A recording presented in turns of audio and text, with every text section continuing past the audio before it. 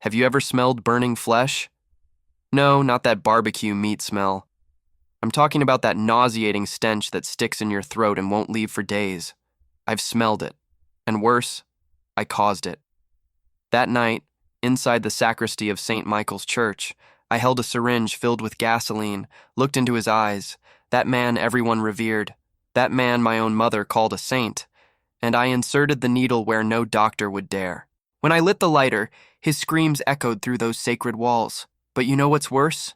In that moment, as I watched the fire consume that monster, I felt no remorse, only relief. My name is Marcus. I'm 23 years old, and I spent the last 3.5 years of my life paying for what I did. I got out of the detention center this past March, and since then, I wake up every day at 3 a.m. with the same nightmare. The smell of burning flesh mixed with incense. People who know my story look at me in two ways, either with absolute disgust or with that morbid curiosity of someone who wants to know all the gory details. My own family split. Half repudiates me. The other half pretends I don't exist. You must be thinking, what kind of monster does what this guy did? I get it.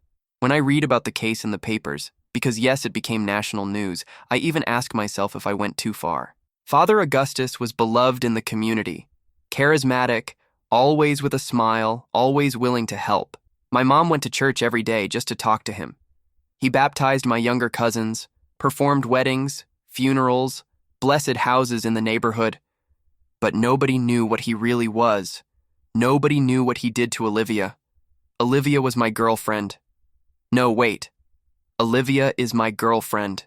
Even after everything, even after 3 years of not being able to touch her properly because of supervised visits at the detention center, she's still mine.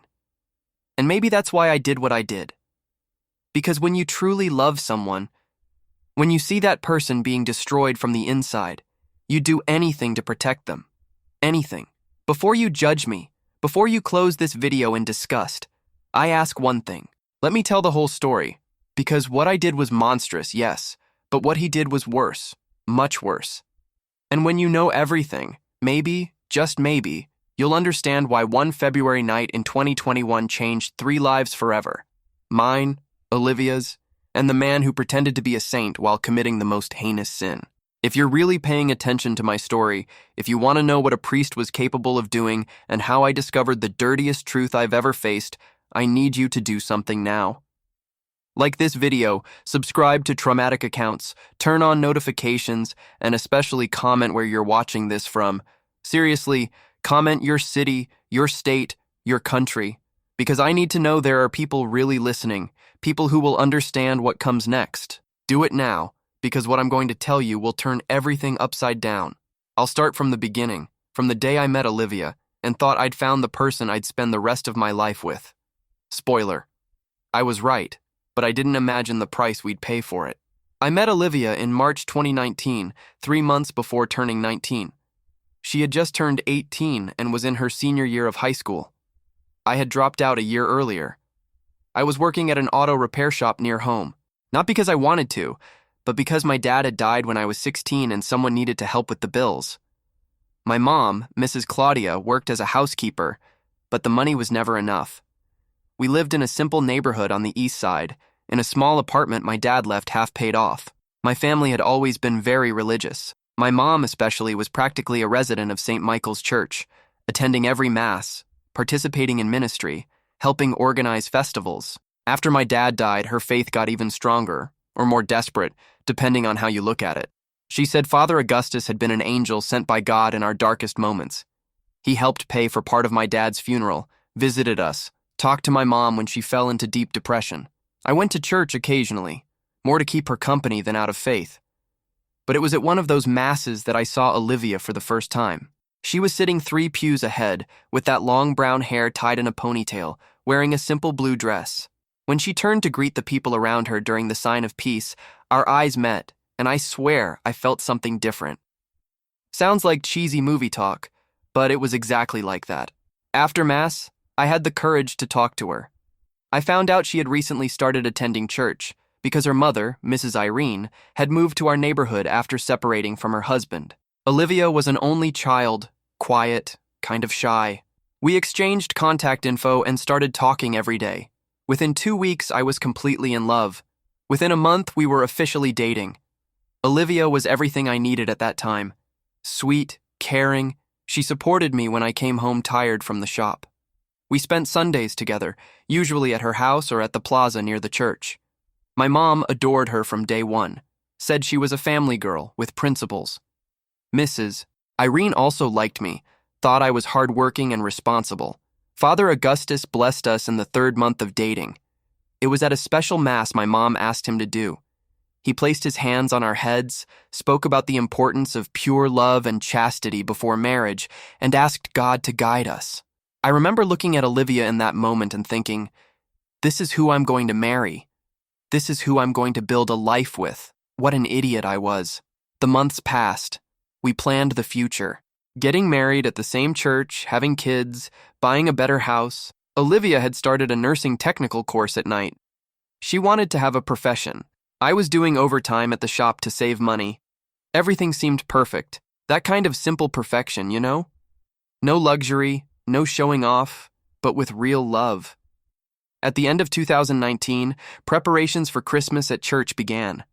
My mom and Mrs. Irene volunteered to help with decorations. Olivia also volunteered, and Father Augustus was super happy with the help. He was always like that, warm, attentive, made everyone feel important.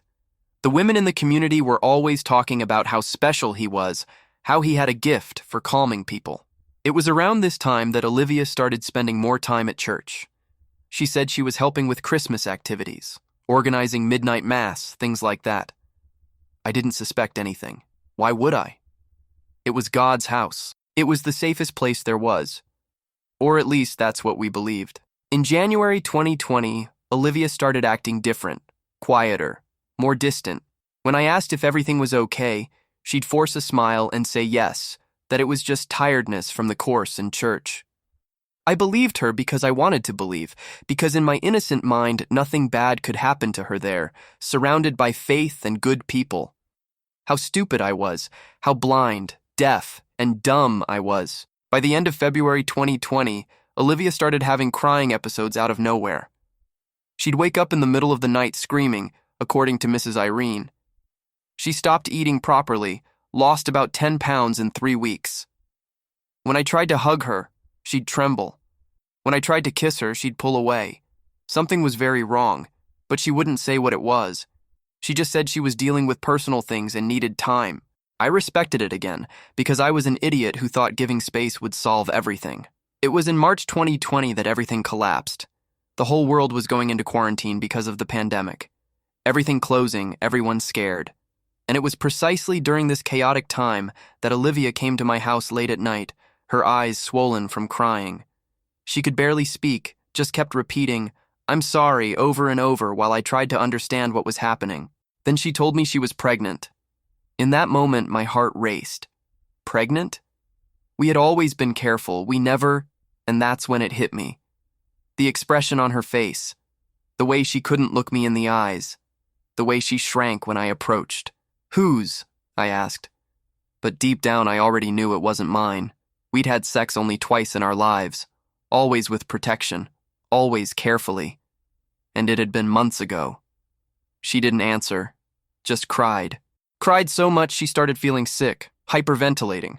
My mom, who was in her room, heard the noise and came to see what it was. When she saw Olivia in that state, she panicked too. We took her to the hospital. It was there, in the cold waiting room of that ER packed with people in masks because of the pandemic, that Olivia finally spoke. But she didn't speak to me. She spoke to a social worker who attended to her, and what she said made my world completely collapse. Father Augustus had abused her, not once, several times since December, in the sacristy, in the confessional, in places that should have been sacred. He said it was an act of love blessed by God, that she was special, that this was the destiny God had traced for her. He manipulated her psychologically, used her faith, her family's devotion to silence her. He said if she told, no one would believe her, that the community would blame her, that she'd destroy his life and be cursed by God. And I didn't notice. I saw her withering, saw her fading from the inside, and did nothing because I trusted. I trusted the man everyone called a saint. When the social worker finished hearing Olivia's account, she took us to a private room. My mom was in total shock, repeating, "It can't be true," like a desperate mantra. I was empty. You know when you get punched so hard that your brain just shuts down to avoid processing the pain? It was exactly that. The social worker explained she'd contact Child Protective Services and the police, that there would be an investigation, that Olivia would need to do exams, give testimony, all very procedural, very cold, as if she were talking about a form to be filled out, not about my girlfriend's life being destroyed. Mrs. Irene arrived at the hospital half an hour later. When they told her, she collapsed, literally fell to her knees on the floor and started screaming. She screamed that it was her fault, that she'd delivered her daughter into the hands of a monster, that she should have noticed. Olivia was sedated. The doctors had given her tranquilizers because she'd had a panic attack so strong she passed out. I stayed there sitting in those horrible plastic hospital chairs, listening to my mom defend Father Augustus. Yes, you read that right, defend. She said there must be a mistake, that he would never do something like that Olivia must be confused, traumatized by something else. He's a man of God, Marcus. A man of God. He wouldn't do this. I felt something breaking inside me in that moment. It wasn't just anger, it was betrayal. My own mother choosing to believe a stranger in a cassock instead of the girl she said she loved like a daughter. The following days were hell. Olivia was hospitalized for 3 days to stabilize her psychological state. I missed work to stay with her. When she woke up from the sedatives, she'd have panic attacks. She'd scream, apologize, say she was dirty, that it was her fault. I held her hand, promised it wasn't her fault, that I'd fix everything. But how? How do you fix something like this? The police went to the church on the 3rd day. Father Augustus denied everything, said Olivia was a troubled young woman, that she had fallen in love with him and, upon being rejected, invented this absurd story for revenge. He had an answer for everything, said their private conversations were just spiritual guidance, that she frequented the sacristy to help with administrative tasks, that they were never alone long enough for anything inappropriate to happen. And the community believed him. Of course they did. It was the word of a respected priest against that of an 18-year-old girl. The comments started. That girl was always too loose. I bet she seduced him and now regrets it. What an absurdity to accuse a man of God like that without proof. She probably got pregnant by her boyfriend and is making this up to avoid responsibility. My own mother started avoiding Mrs. Irene. The ministry friends turned their backs on Olivia. The entire church closed ranks around Father Augustus like a human shield. It was revolting, disgusting. Seeing dozens of people I'd known for years choosing to protect an abuser because he wore a cassock, I wanted to explode. Wanted to walk into church during Mass and scream the truth for everyone to hear. But Olivia begged me not to do anything. She was too destroyed. Couldn't handle more exposure, more judgment. She just wanted to disappear, vanish. She talked about suicide almost every day. Said it would be better for everyone if she simply died. It was the first time I thought about killing Father Augustus. It wasn't an elaborate thought, it was a violent flash in my head. He needs to die. Simple as that. But I pushed it away because back then, I was still civilized. Still believed justice would work, that things would be resolved the right way. What an idiot I was. The DNA test was done on the fetus when Olivia was 10 weeks along. The results took 6 weeks to come out. 6 weeks of hell, of anxiety, of Olivia withering more each day. She had decided she'd get an abortion if it was confirmed, even though it's illegal in most of the U.S. She said she couldn't carry that child. Couldn't look at it without seeing him. In May 2020, the results came.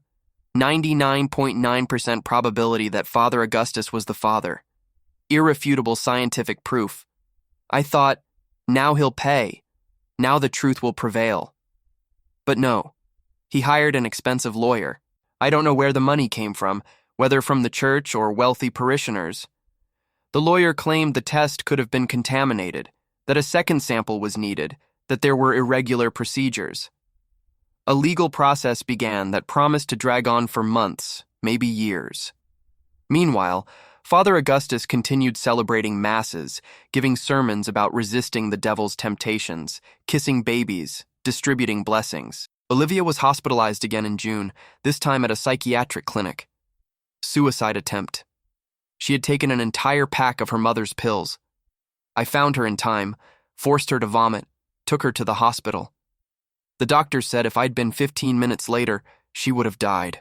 When I saw her in that hospital bed with those tubes stuck in her, pale as a ghost, something changed definitively inside me. It wasn't anger anymore. It was hatred. Pure, distilled, crystalline hatred. Hatred in a way I didn't even know I was capable of feeling. Olivia lost the baby naturally in July, at 13 weeks gestation. Her body rejected it. Maybe it was the extreme stress. Maybe it was the universe's mercy, I don't know. She stayed hospitalized for another week. When she came home, she was an empty shell. Didn't speak, didn't eat, didn't react to anything. Her eyes were dead. I visited her every day for 2 months. I'd sit beside her, hold her hand, talk alone because she wouldn't respond. Mrs. Irene was in almost the same state. We had become 3 zombies stumbling through life, while that son of a bitch continued his normal routine, smiling, preaching, pretending to be a saint. It was in September 2020 that the case was dismissed for lack of sufficient evidence. His lawyer managed to disqualify the DNA test, claiming procedural irregularities. His word prevailed. A priest couldn't have done that, therefore he didn't. Simple as that. The system failed. Justice failed. God, if he exists, failed. And it was in that moment, sitting on my apartment couch, reading that shitty court decision, that I decided, if justice wouldn't do anything, I would. If the system wouldn't protect Olivia, I would. If God wouldn't punish that monster, I would. Because there are things you simply can't let pass. There are evils that demand a response. And if responding meant dirtying my hands with blood, then so be it. At least I'd be able to sleep at night, knowing he'd never destroy another girl. I started planning in October. It wasn't impulsive, wasn't heat of the moment. It was calculated, cold, methodical. I observed his routine for weeks. I knew what time he arrived at church when he was alone, which days had less activity. I studied the sacristy, that filthy place where he violated Olivia repeatedly. I thought about various methods. Stabbing, strangulation, hit and run, but none seemed sufficient.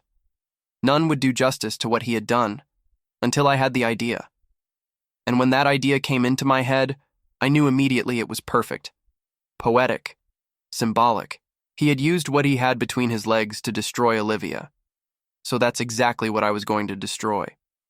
With fire, because the hell he created in her life deserved a literal hell in return. The final catalyst happened on a Saturday in January 2021. I was visiting Olivia. She had improved a bit with intensive therapy and medication. She could talk again, even smile sometimes. We were watching something silly on TV when she got a call. It was a girl from the youth group, 14 years old. She was crying, desperate.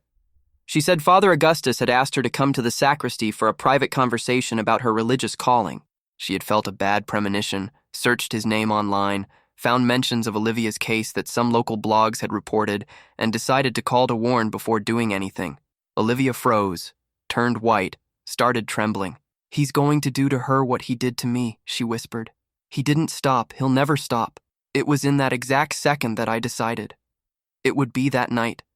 I couldn't wait anymore. Couldn't let him do that to another girl. Couldn't let him continue pretending to be a saint while being a predator. I had bought the things I needed over the last few weeks. A 60 ml veterinary syringe, the type used to give medication to horses, surgical gloves, a mask, a common lighter, the gasoline I could get at any gas station. It was all simple, frighteningly simple. I warned the girl not to go to church, said we'd resolve it. She thanked me crying and hung up. Olivia looked at me, and for the first time in months I saw a different gleam in her eyes. It wasn't hope, it was something darker. It was thirst for justice or for revenge. Maybe both are the same. "Make him pay, Marcus," she said, holding my hand tight. "For God's sake, make him pay for what he did to me, for everything." I promised I would. Saturday night, 11 p.m. I knew Father Augustus usually stayed at church late, preparing Sunday's sermon. The church was on a somewhat isolated street, without many houses around, no cameras. He always bragged about never locking the doors because God's house is always open to everyone. How convenient. I entered through the side door that led directly to the sacristy. I was wearing dark clothes, gloves, the mask everyone wore at that time because of the pandemic. In other words, nothing that would draw attention. In my backpack, the syringe already filled with 60 ml of gasoline that I had put in a saline bottle so it wouldn't draw attention if anyone saw. The lighter in my pocket. My heart was racing, but my hands were steady. There was no more doubt, no more fear, only determination. The sacristy door was ajar. I pushed it slowly. He was there, sitting at the desk, writing something. When he heard the noise, he turned and saw me. He smiled, that warm, paternal smile that fooled everyone. "Marcus, what a surprise. Come in, my son. Come in, my son." He had the nerve to call me my son. I entered and closed the door behind me, locked it.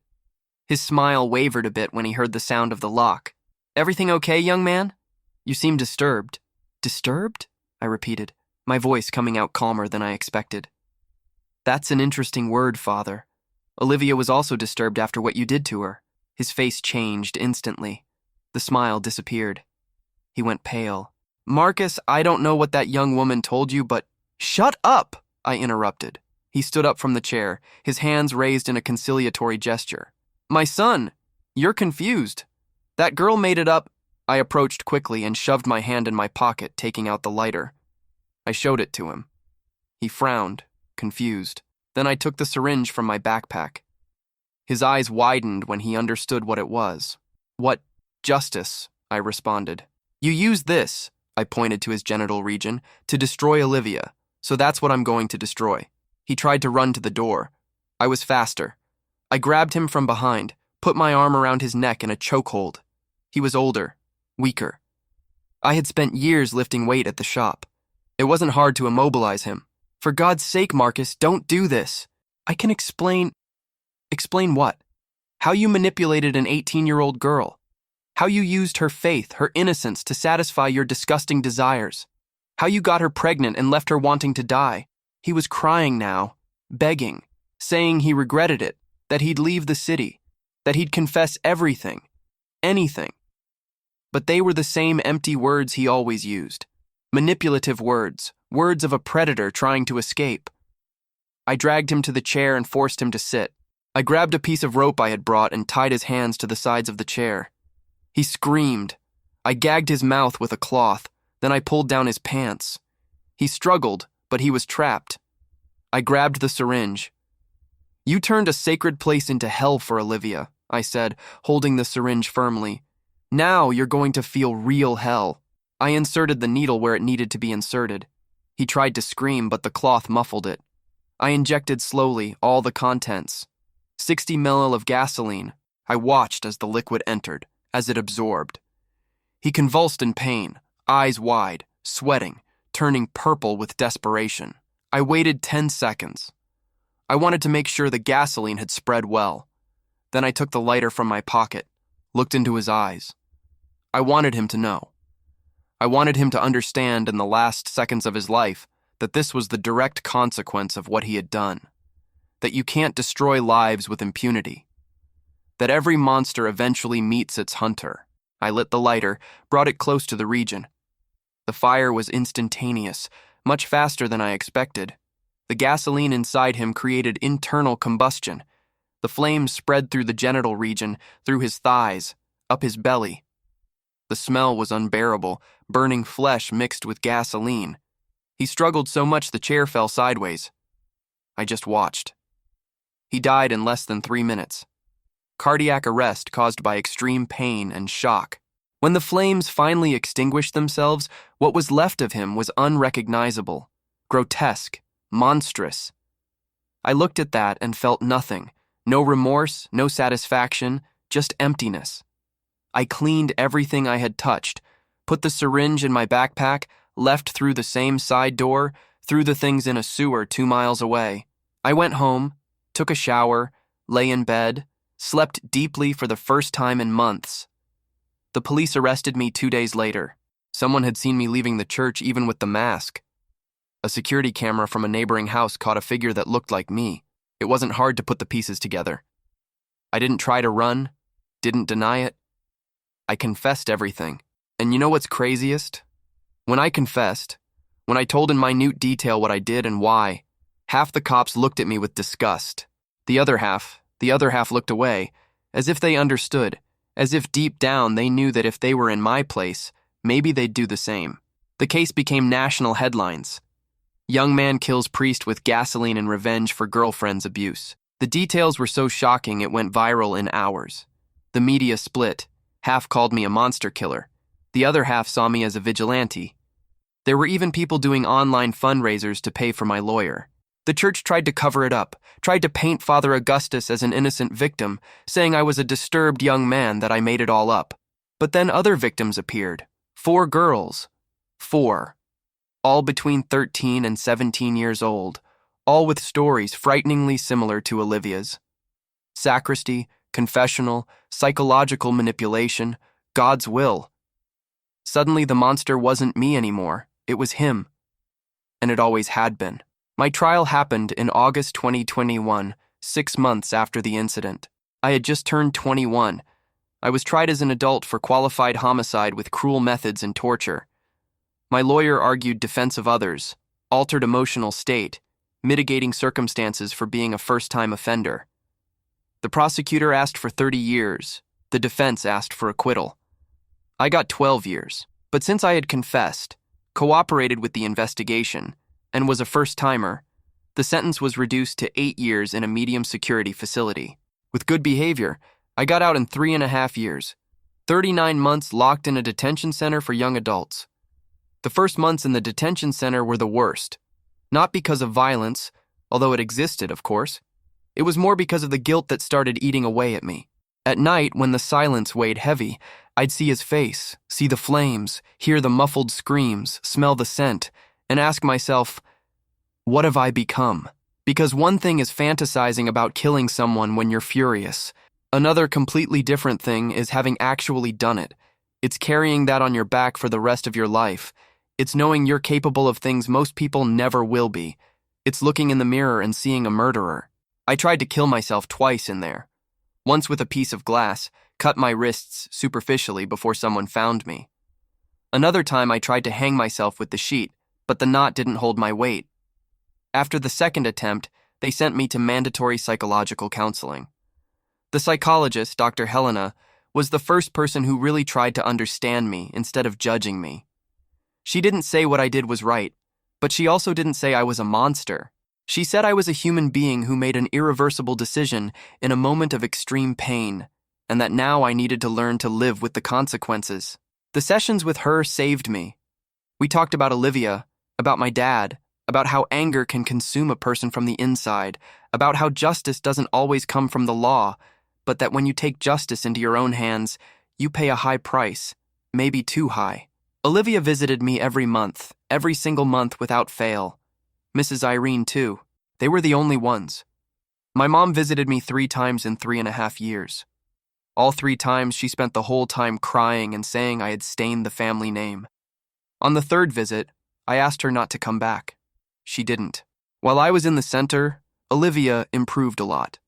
Went back to studying, finished her nursing certificate, got a job at a health clinic, gained weight, smiled again, even started doing group therapy with other abuse survivors. She said my imprisonment, as painful as it was, had put a period on the story, that she could move forward knowing he'd never hurt anyone again. You did a horrible thing, she told me on one visit, holding my hand across that dividing table. But you did it for me. And I'll never forget that. I'll never stop loving you for it. Those words destroyed and rebuilt me at the same time. I got out of the center this past July. I was 23 years old, had a criminal record, deep psychological trauma, and no real prospects for the future. The shop where I worked didn't want me back. Of course not. Who wants to hire a guy who killed someone in such a brutal way? I was unemployed for 2 months until I got a job in construction. Minimum wage, hard work, nobody asks questions. I live in a tiny apartment I share with 2 other guys. Olivia still lives with her mom, but we see each other every weekend.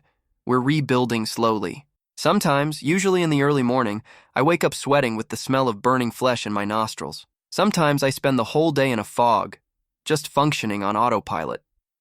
Other times, when I see news of priests being arrested for abuse or cases being dismissed for lack of evidence, I feel that anger coming back.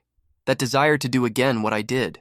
But I won't, because I've already paid my price, already stained my hands, already crossed a line that can't be uncrossed, and I have to live with that for the rest of my life. You might be asking, do you regret it? It's the question everyone asks. My answer never changes. I regret that it was necessary. I regret living in a world where justice fails so completely that a regular guy like me feels the only option is to become a murderer. I regret losing 3.5 years of my life locked up away from Olivia when we should have been building our future. But do I regret killing Father Augustus specifically? No. And that's the part that scares me, because I know I should regret it. I know taking a life is wrong, regardless of what the person did. But when I think about those 4 girls who came forward afterward, when I think about that 14-year-old girl he was going to abuse if I hadn't acted, when I look into Olivia's eyes and see that she can finally sleep without nightmares, no, I don't regret it. And does that make me a monster? Maybe, probably, but I'm a monster born from another bigger monster. And if I had to choose again, if I went back in time to that Saturday in January 2021, I'd do exactly the same thing, the same way, with the same syringe, with the same lighter, because some things can't be forgiven. Some people don't deserve mercy. And sometimes when the system fails, when God seems deaf, when justice becomes a joke, someone needs to do what needs to be done, even if it means losing a piece of your soul in the process. My life now is simple. I wake up, work, come home, eat something, talk to Olivia on the phone, sleep. On weekends we meet, watch movies, try to have normal conversations about normal things. We plan a future, maybe get married in a few years, maybe have kids. Kids will protect tooth and nail from any predator, religious or not. I avoid passing near churches. The sound of bells makes me nauseous. The smell of incense makes me break into a cold sweat. I became an atheist. How can you believe in a God who allows men with crosses on their chests to destroy children? How can you have faith in a system that protects abusers and condemns victims? Some ex-inmates I met at the center added me on social media. We formed a kind of weird group. We all carry crimes on our backs. We're all trying to start over. We all know society will never completely forgive us. It's comforting in a way to know I'm not alone in this limbo between monster and human. The story of Father Augustus eventually left the media. Other scandals appeared, other tragedies, and people forgot. St. Michael's Church was closed for 6 months, then reopened with a new priest. My mom went back to attending. She and I don't talk anymore. It's as if I died for her the day I killed the man she venerated. I lost my mother, lost my reputation, lost years of my life, lost innocence, the ability to sleep peacefully, peace of mind. I gained trauma, nightmares, a criminal record that will haunt me until I die. But Olivia is alive. She's smiling again. She's making plans. She's rebuilding. And 4 girls weren't abused because he died before he had the chance. Was it worth it? I don't know. I'll probably never know. All I know is it was what I could do with the tools I had, in the moment I had, with the sanity I had left. And now I live with it every day. Every barbecue smell that reminds me of that night. Every nightmare where I hear the muffled screams. Every time I look in the mirror and see a murderer looking back. This is my story. I'm not asking for forgiveness. I'm not asking for understanding. I'm just telling what happened, how it happened, and why. You can judge me. Most will, I know. You can call me a monster, a psychopath, a cruel murderer. That's okay, I've heard worse. But before you judge, think about what you'd do if it was someone you love being destroyed. If justice failed completely. If the monster stayed free, smiling, preparing to do it again, what would you do? Because it's very easy to judge from the outside. Very easy to say, I would never do that, when you're not the one holding the syringe, when it's not your girlfriend who tried to kill herself 3 times, when it's not you who has to watch the person you love withering while her abuser gives sermons about purity. It's easy to have principles when you're not in hell. Hard is maintaining those principles when hell swallows you. If you made it this far, if you heard my entire story without closing the video, if you managed to understand, even if you don't agree, why I did what I did, I need you to do one last thing for me. Like this video, subscribe to Traumatic Accounts, turn on notifications, and tell me in the comments what time it is where you are right now, at the exact moment you're finishing watching this. Because I need to know there are people awake paying attention, Witnessing. I need to know my story didn't die with him in that sacristy. So do it, comment the time, show me you really listened. This is my truth. Raw, bloody, unfiltered. I'm Marcus, I'm 23 years old, I killed a priest, and I have to live knowing that for the rest of my life. But at least Olivia is alive to have a life. And that, in the end, is what matters. This is my truth. Raw, bloody, unfiltered. I'm Marcus, I'm 23 years old, I killed a priest, and I have to live knowing that for the rest of my life. But at least Olivia is alive to have a life. And that, in the end, is what matters.